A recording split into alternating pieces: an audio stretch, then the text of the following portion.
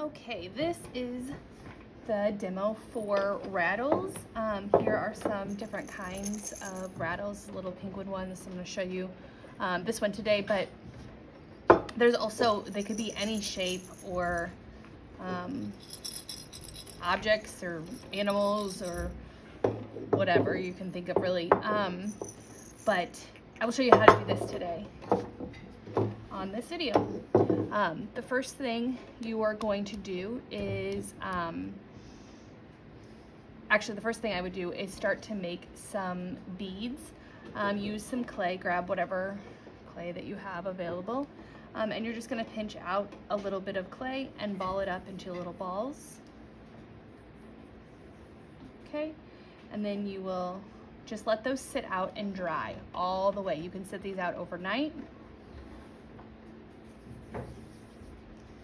Okay, it doesn't really, I mean, this is like, I don't know, comparing it to the size of a fingernail, they're that size. They could be smaller or even a little bit bigger than those. But so you're gonna just make a bunch of little beads made out of clay and let them sit out. Here's the ones that I've done already, and let them sit out. I'm gonna set those off to the side. All right, and then you're going to get some clay, and you're going to start to shape this clay into whatever shape you're looking for. In this case, I'm working, making like a little penguin, so I'm going to make this like little bitty kind of penguin shape. There's two ways to do this. One is you make the shape first, and I'm going to show you this, where you cut it and then put it back together, put the beads in it and put it back together and do that hollowing technique and everything. And then the other way I'm gonna just briefly go over is you could add all of the pieces on first and then cut it. So it just depends on what your design idea is. For this demo, I'm just gonna show you this where you just make kind of a basic shape. And then I'm gonna add all my pieces later.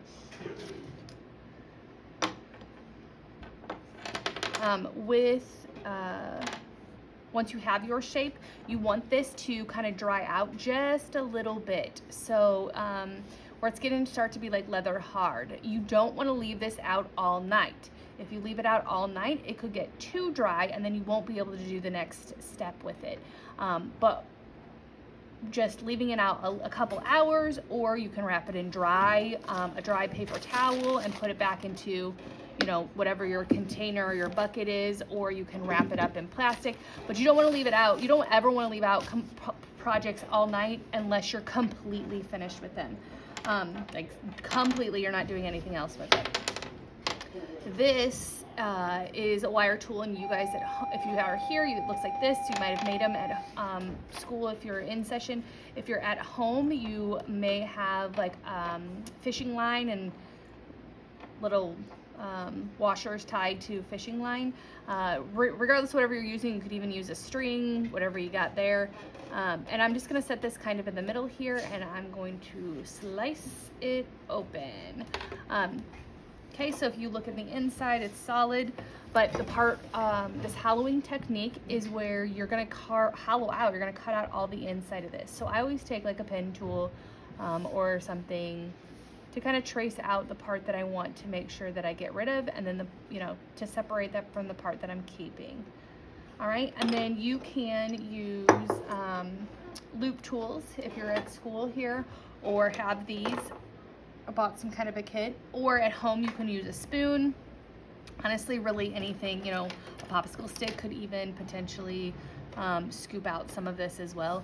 A spoon or a loop tool like this is going to be the best option, and you're going to start scooping this out. Now again, this is important that this is leather hard, or at least a little bit drier, or almost leather hard, because you're going to be pushing on this and you don't want it to change the shape. If this is super soft clay, you're going to find that it changes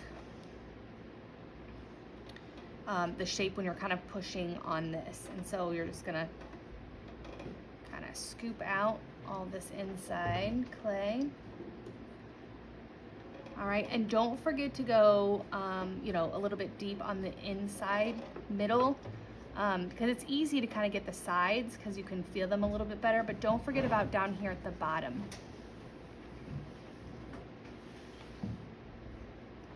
All right, so I'm scooping this out. Again, if you even at home have a melon baller, that will literally do the exact same thing. Scoop out like big circular pieces of clay.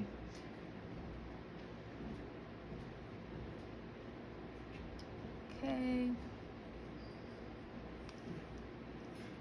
All right, you can tell that this is, we want, you know, we're striving for even, consistent thickness of walls throughout the whole thing. That's kind of what we're always striving for in this class, because it helps it dry out evenly, and that's just the mark of quality work as well. And too thick of clay can sometimes blow up in the kiln because it holds on to moisture a little too long, and then that is what will often blow up a piece in the kiln. So, you know, you can feel inside of there and feel the walls and feel if it feels just as, you know, as even on the sides as it does on the bottom and all the way around. If you're like, oh, this is like a thick part, well, that's when you just got to go back in there and scoop out a little bit more. All right, so you're going to do this with both sides. All right, I have one here. Okay, once you've scooped out both of the sides that you have, okay, you're going to take your beads that you made earlier and let them dry. So again, this could be a couple of day process because you might have to make these beads and then, you know, make the base and then let that dry for just a little bit before you come back to it. Just make sure you're not leaving anything out overnight unless you're done. So I have these beads. You will find, like, this is one that was just carved out. This one was carved out a little bit ago, so it's a little bit drier, but this one was just carved out. If you take these, you know, beads or new beads that you've made and you don't let them dry, you'll see that they will stick a little bit.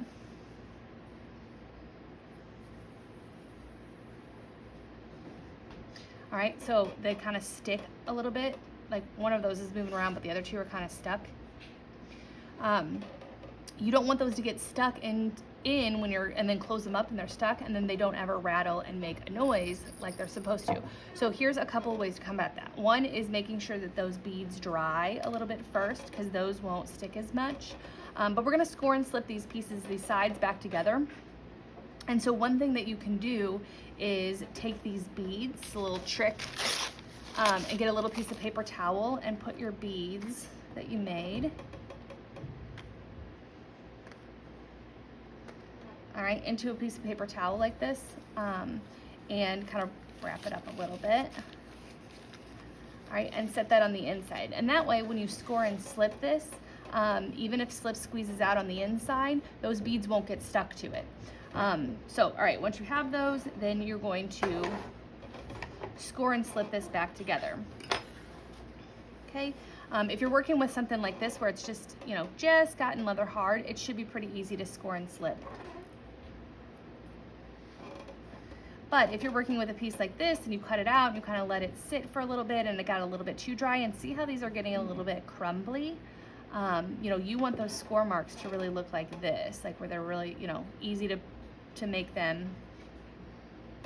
All right, but if they aren't, if they're looking kind of dry like this, it's not the end of the world. It's totally fine. You just have to put a little bit of water in them. So I made score marks, and then I'll use a spray bottle if you have a spray bottle, or you can even just, you know, dip your finger in some water. But I am trying to be really careful that I don't get too much water to sit down in here. I know I have a paper towel between here, but you don't want too much water down there in the bottom to soak up so that those beads stick together. But once you kind of soften that a little bit with some water, you can kind of go back, and now you'll notice that the score marks are much softer, mushier score marks. Okay, so you want to make sure you do that on both ends, both sides.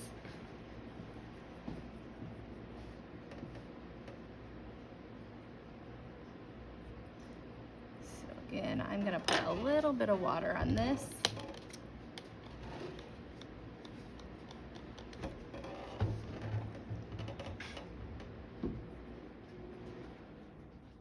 Those score marks are much better.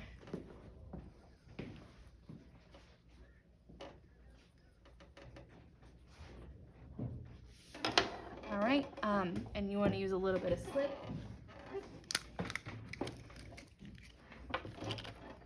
Okay, so you can use your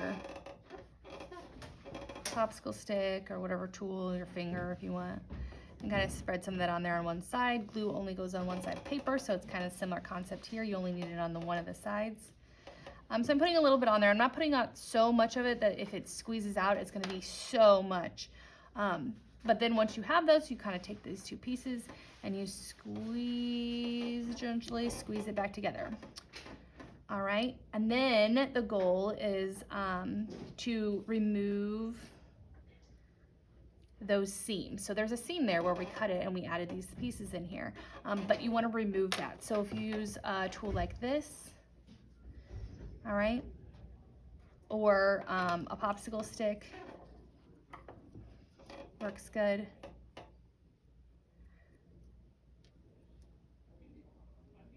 I noticed it was a little bit apart here, so I just pushed on it a little bit more.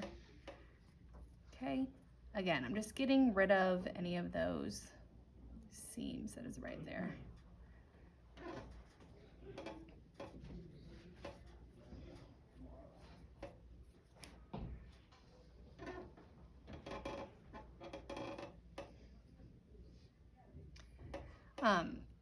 So this is like I said, this one was the one that was a little bit dry, which is totally going to work fine, but because I, softened it a little bit. But if you're finding that it still is showing a little bit of a, like say you're seeing this seam right here and you're kind of still seeing a little bit of this seam, one way to combat that and to fix that is to come back, if you do a little bit of scoring right on that spot that's kind of the bad spot where you can see it. So I just did a little bit of scoring, and then I'm going to take a little bit of clay and make almost like a little bandage for it. Like I'm just kind of take a little piece of this clay and pinch out, like it's almost like a little band-aid. And you're going to score this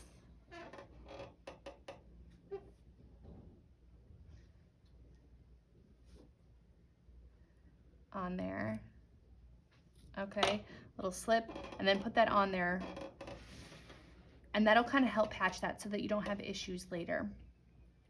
All right, and then once you got to this part, then you can add all of any of the features or do any carving or any of your creative ideas that you want to add to it.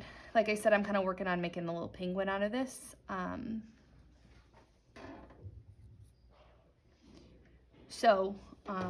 would grab some clay, start making little feet.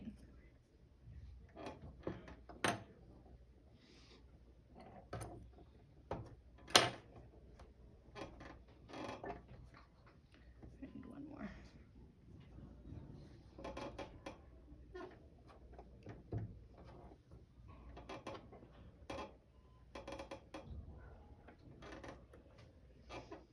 All right, and then I would score and slip to attach one little foot. He's a little guy with like big giant feet. And then I would start, making, scoring and slipping and putting all my pieces on there. So that he kind of looks like this. Now I wanted to show you real quick, two more things. One is if you decided to put it all together first, that's totally fine. Then you would just build all of it like this, and then you would cut that open and then hollow out. The thing that's nice about this is that it's easy to attach pieces on it before it dries out, but it's a little bit trickier to make sure that you don't push down or dent or like mess up any of the pieces you added when you're carving this out, if you decide to do it this way first. There's some perks and like pros and cons about each one, but this is one of the cons, is making sure you're just being really careful with that. So either way, and then if you do it this way first, if it's kind of dry, you just want to make sure that when you're making, really good score marks, to add pieces of clay on, that you're, if your score marks are dry, that you go ahead and add that water again to them.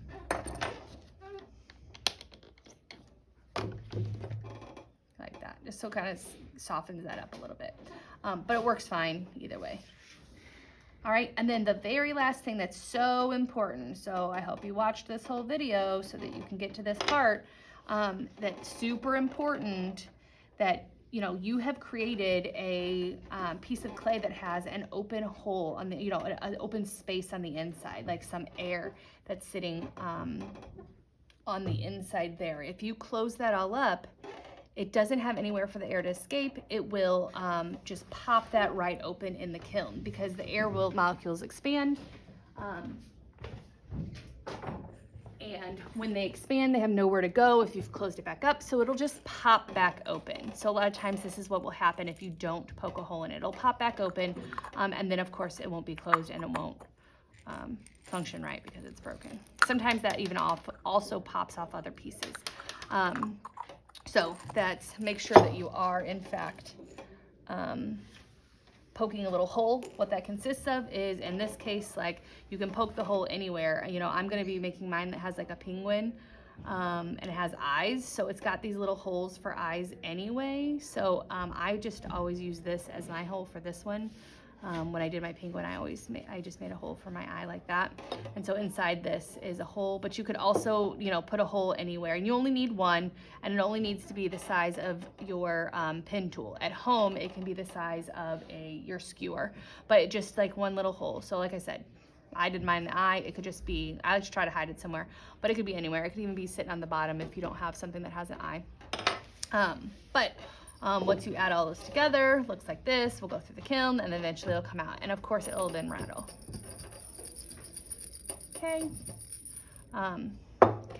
Happy rattle making.